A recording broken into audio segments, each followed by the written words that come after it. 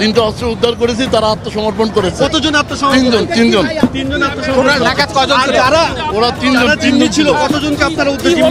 জিম্মিরা সবাই ফ্রি, সবাই উদ্ধার। এদিকে কেরানীগঞ্জের রূপালী ব্যাংকে দেখা যায় ৩ জন ডাকাত আর সেনাবাহিনী থেকে শুরু করে পুলিশ, র্যাব, বিজিবি দিয়ে হাজারো জনতা। সূত্র থেকে জানা যায় ৩ জন ডাকাত এসে বিশাল সাহস নিয়ে এই কেরানীগঞ্জে রূপালী ব্যাংকে হামলা করে। সূত্রটি জানিয়েছে ৩ জন ডাকাত ১৫ লক্ষ টাকা দাবি করেছে রূপালী ব্যাংকের কর্তৃপক্ষের কাছে। সঠিক সময়ে আইন শৃঙ্খলা বাহিনী উপস্থিত না হলে অনেক কিছু হতে পারত বলে সোশ্যাল মিডিয়া থেকে জানা যায়।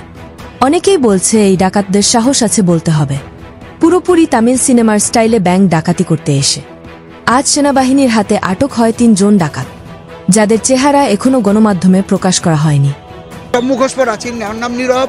এসপি সাহেব যে কথা বলতেছে, নাম যে বলতেছে আমরা শুনতেছি নীরব। আমি সামনে ছিলাম, এই যে আমরা এখানে যে পাবলিক যে লোক যে ছিল, প্রশাসন আসনে এটা নিরাপত্তা হয়েছে, তাহলে সবাই একটা আতঙ্কের ভিতরে ছিল। আমরা চুনকুটি এলাকার মানুষ, স্থানীয় মানুষ, বাইরের মানুষ আছে এখানে, হাজার হাজার লোক। আল্লাহর রহমতে আমরা সবাই সন্তুষ্ট হয়েছি। প্রশাসন আসার পরে আমরা টেনশন মুক্ত।